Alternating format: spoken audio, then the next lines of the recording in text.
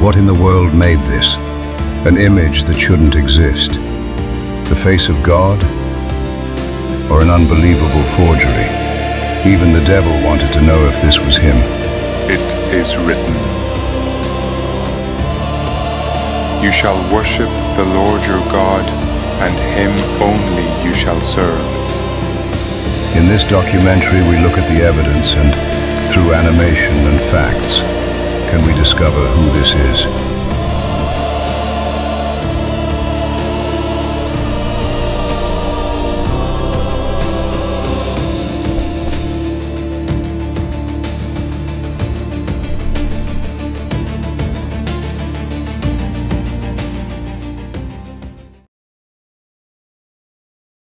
A face the evidence favors. Why? This is the story of a Nazarene who hides meanings in parables and speaks about hidden treasures. In this docu-animation series, we're going to uncover a treasure he left for us to discover. Behold, the Lamb of God who takes away the sin of the world.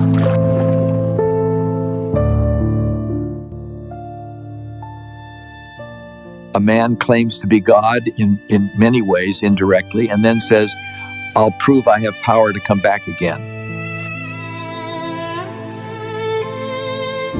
We have, on a cloth, the world's first photographic negative 3D holographic superficial image of a crucified man with a missing body.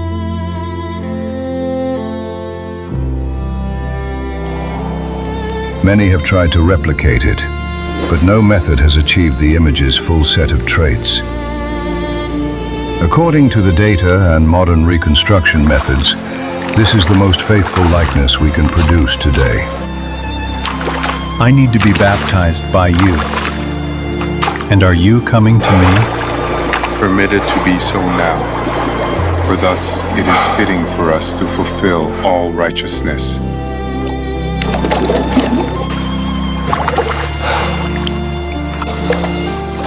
This is my beloved Son, in whom I am well pleased.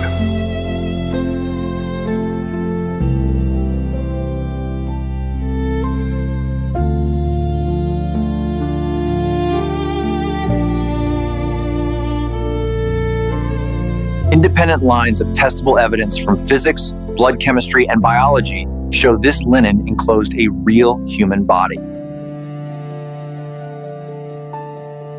Back in the early 1980s, researchers determined this was not a painting, and the stains were blood. It's one of many mysteries on the cloth. Art doesn't come with human blood. If the cloth bears Christ's blood, the implications are profound, yet within the church we often see a refusal to engage. That's cognitive dissonance. It's the discomfort we feel when evidence challenges belief. What's odd is that this seems to confirm the crucifixion, burial, and resurrection of Christ.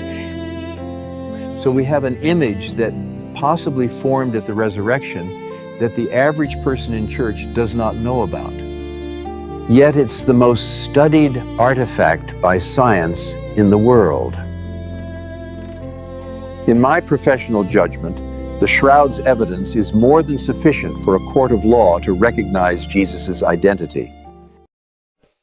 For it is the God who commanded light to shine out of darkness, who is shown in our hearts, to give the light of the knowledge of the glory of God in the face of Jesus Christ.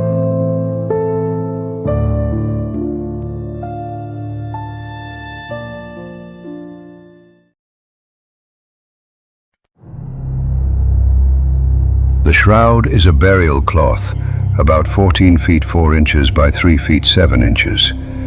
It's kept in a cathedral in Turin. It's long held by the House of Savoy, purchased by the Catholic Church in 1983. The weave pattern is a 3-to-1 herringbone twill, an uncommon high-skill pattern for linen. The size fits the cubit measurements of ancient Judea, 8 by 2 cubits. Whatever one believes about the image, the cloth itself reads as a large, carefully made, high-status linen historically plausible for a first-century burial cloth. How the shroud wrapped his body fits first-century practice, one long linen, costly, yet within a rich man like Joseph of Arimathea's means. Then the same long linen is drawn from the top end over the whole form, like folding a blanket over someone resting. Shrouds were used. In Jerusalem's Akeldama, a sealed first-century tomb wielded a wool plain-weave shroud. We have shrouds in antiquity in Masada and Roman Egypt that show large funerary linens were widespread.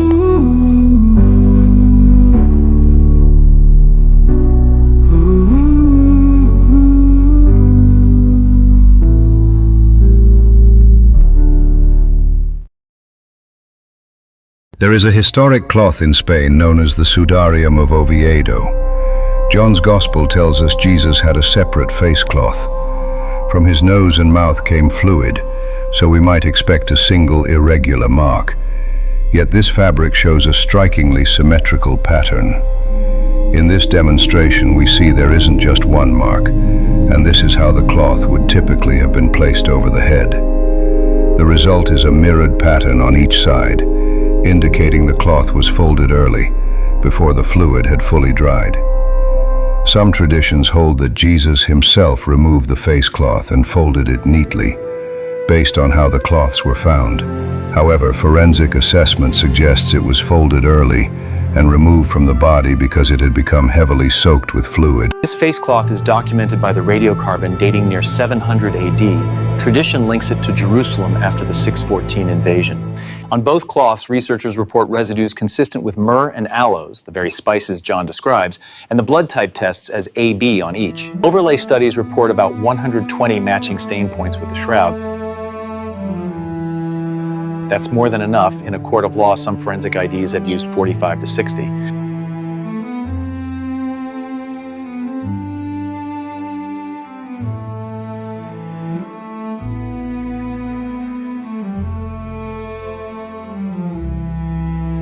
During the lowering, they covered his face, an act of respect.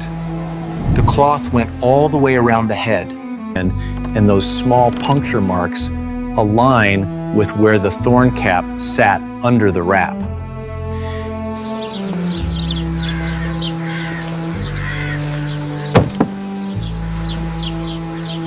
The headcloth and the shroud align. Jerusalem dust, myrrh, and aloes. And AB blood reported on each, reinforcing that they likely touched the same person.